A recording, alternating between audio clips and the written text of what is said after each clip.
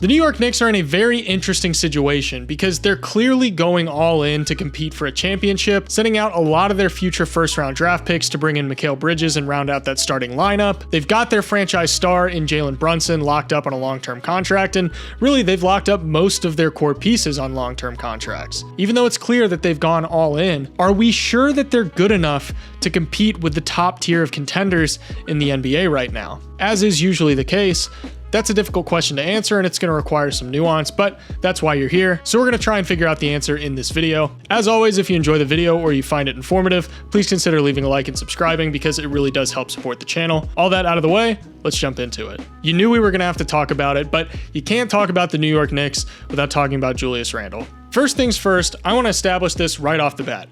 Julius Randle is not a bad player. The way that people talk about Julius Randle, you would think that he's just simply bad, and that's not the case. Is Julius Randle a flawed player? Yes, but that's ultimately the case for most players. I think there's a little bit of revisionist history going on right now where people are only looking at his struggles during the playoffs and completely ignoring how he looked prior to going down with an injury last year. In the month of January, where the Knicks really started to hit their stride as a team, he looked like that all-NBA caliber player that we've seen him be in the past. He averaged 25 points, 8 rebounds, and 5 assists, and probably most importantly, his three-point shooting got back to a 37% clip on 6 attempts a night. Not only did he look phenomenal during this nearly month-long span before going out with that injury, but the Knicks were also the best team in the NBA during that span, going 12-2, clocking a 119.3 offensive rating, a 104.1 defensive rating, and the number 2 net rating of 15.1. This team is capable of being elite with Julius Randle playing a significant role, and I know this because we've seen it. His secondary ball handling ability is extremely important to the Knicks offense as a whole. He's a solid driver, he's pretty much always going to demand extra defensive attention anytime he gets inside the arc with the ball, and this creates plenty of opportunities to spray it out to shooters. He's capable of still having a positive impact even if that shot isn't falling. Plus, the addition of OG and Mikal Bridges waiting on the wings for those kickout passes is going to be massive for him. OG Anunoby shot 42% on catch and shoot threes last year, and Bridges shot 38.5%. Having both these guys available to knock down open looks that are generated by Randle's post gravity is going to be some of the easiest offense that New York can generate. With Brunson and Randle firing on all cylinders with OG and Mikal flanking them, defenses are really going to have their hands full figuring out how to stop them. But none of this takes away from the fact that it's going to complicate things a lot if Julius Randle's shot isn't falling. Over the course of his playoff career, he's averaging 17 points, 9 rebounds, and 4 assists over 15 career playoff games, but the biggest problem is the fact that he's just shot terribly in the playoffs. If Randle isn't able to score like a second option, then defenses aren't going to treat him like a second option, and that's going to make things inherently more difficult for the Knicks in a playoff setting. However, the moves that the Knicks have made over the past year have made them much better equipped to weather the storm if that shot's not falling. We're going to talk a little bit more about Mikal Bridges in a second, but hypothetically, if Julius Randle's shot stops falling and he goes cold in the playoffs, the Knicks now have Mikal Bridges who can step up a little bit and fill in that role, shouldering more of an offensive burden as a secondary scoring option. Additionally, Randle said recently that he's willing to play whatever role the Knicks ask of him. Obviously, this could just be PR speak, but if he really is willing to adapt to whatever the Knicks need him to do, that should give the Knicks a lot of confidence heading into this season, understanding that, okay, something's not working, we gotta make some changes. They're not gonna have to put up a ton of fight to try and get anyone to adjust what they're doing. Now, the next thing I wanna talk about is the Knicks starting lineup, because that's something that's been subject to a lot of speculation. I think it's very likely that the Knicks will at least start the season with a starting lineup of Jalen Brunson, Mikal Bridges, OG Anunoby, Julius Randle, and Mitchell Robinson. Even though DiVincenzo spent a good portion of the season starting last year, I think he's probably the guy that would move into a bench role if the Knicks were to go this route. Probably the biggest question that people have with this hypothetical starting lineup is Mikal Bridges is more of a natural forward, so would he be able to operate more as a shooting guard? Have we seen enough to have confidence that he'd be able to do that effectively? Well, as a matter of fact, we have. Mikal Bridges spent a good portion of the 2020 2022-23 season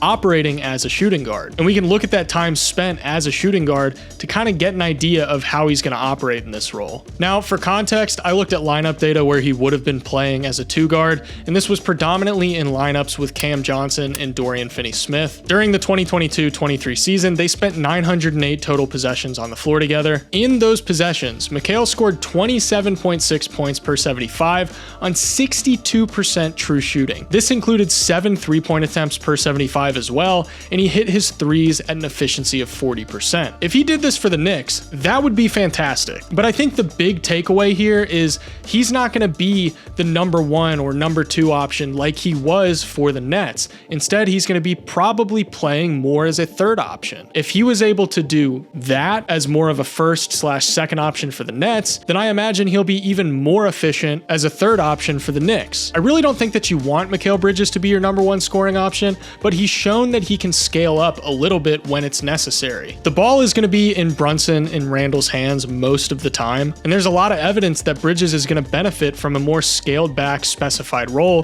where you can kind of just camp him on the wing and let him knock down spot up looks that are generated by Brunson and Randle's gravity. And when teams are overplaying him as a catch and shoot threat trying to run him off the 3-point line, he's shown that he has the ability to punish them not only at the rim but also in the mid-range. This is where I think things get really interesting for the Knicks when it comes to Julius Randle. They're not going to need him to operate as the 2nd option all the time. The acquisition of Mikal Bridges gives them another guy who can step up and do some of that supplementary shot creation. In the same way that Mikal is going to benefit from not having to deal with as much defensive attention, Julius Randle is going to benefit from not having to shoulder as much of an offensive load. And really the overarching theme here is that the Knicks just simply have more guys that defenses are going to have to pay attention to now. In the playoffs, defenses are always looking for somebody to help off of so that they can try and take something away from the offense. The Knicks right now are built in a way where it's really difficult to pinpoint which player teams are going to be able to help off of, especially when you consider the possibility of their small ball lineups. Just imagine this for a second. Jalen Brunson at point guard, Donte DiVincenzo at shooting guard, Mikal Bridges at small forward, OG Anunoby at power forward, and Julius Randle at center. Let's say you feed Julius Randle in the post and everyone else just spaces out on the perimeter. In that hypothetical scenario, if you're the defense, who are you helping off of? The answer to that question is you can help off of whoever you want, but the Knicks are going to be able to make you pay for it. The problem though is, say that you don't help off of anybody. Well, Julius Randle is going to be able to take advantage of that one-on-one matchup, especially if he has a mismatch because of that brand of bully ball that he's able to play. Also, just in the small sample size that we have last season with Brunson, Julius Randle, Donte DiVincenzo, and OG on the floor together, that lineup is absolutely lethal. These 4 shared the floor together for 460 total possessions last year. In those 460 possessions, they had a mind-boggling 130.2 offensive rating and a 110 defensive rating. They were outscoring opposing teams with this lineup by 20.3 points per 100 possessions. That's absolutely ridiculous. Mikal Bridges is going to come in and add a ton to this lineup that is already seemingly unstoppable. And one of the most important factors at play here is that the Knicks are going to have so many different looks that they can throw at opposing teams. They're not going to be restricted to playing one style. They're not restricted to having to use one specific type of lineup, especially with Randle being upfront about his willingness to adapt to whatever the team needs. They're going to be able to try all sorts of things to see what they're capable of and how they can take advantage of the personnel that they have. Now, I will say, the Knicks do have a problem, and it's not Julius Randle. It's their center depth. Losing 𝙖𝙗𝙤𝙪 is the one thing that I look at for the Knicks, and I recognize that if anything is going to hamstring them, it's potentially going to be this. Not only was 𝙖𝙗𝙤𝙪 a fantastic defender, one of the best defensive centers in the NBA actually, he also really greased the wheels of their offense with his ability to run DHOs, and he was pretty much automatic on those little paint floaters and push shots. Losing this passing ability and offensive orchestration takes away some of that that low-hanging fruit that the Knicks had access to on offense. They're going to have to find new ways to get some of the quote-unquote easy stuff. And the question to me is, how long is it going to take for them to find that? Mitchell Robinson is a totally solid starting center. He's been a fantastic defender throughout his career when he's been healthy. He can set really hard screens for you and allow your ball handlers to create advantages. He's got the vertical spacing, being a lob threat, and he might be able to incorporate a little bit of that DHO stuff, albeit not quite on the level that 𝙖𝙗𝙤𝙪 was able to. But that's when he's healthy. And that's where things get concerning for me. Outside of Mitchell Robinson, their center depth is pretty shaky. It's really just Jericho Sims and Precious Achiuwa if you consider the time that he spent as a small ball 5 last year. If the Knicks are going to do anything as far as improving this team and making any upgrades around the edges, it should be addressing this backup center depth. It's already a concern even with Mitchell Robinson in the equation, but if he's going to miss any time this year, that's going to create some real problems. This is the biggest vulnerability for the Knicks right now. They're a Mitchell Robinson injury away from being forced to play predominantly as a small ball team, and even though I showed you that that can pack a punch,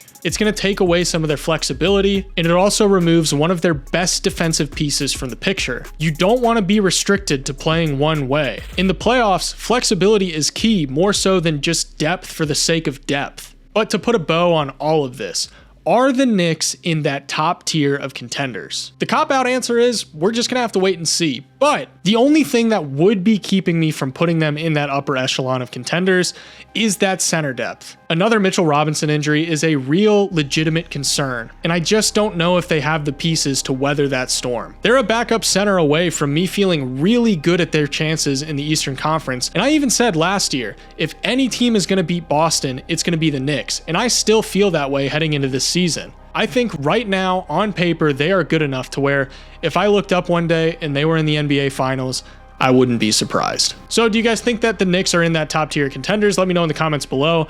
As always, if you enjoyed this video, please consider leaving a like and subscribing. It helps me continue to make videos like this. All that being said, thank you guys so much for watching, and I'll see you in the next one.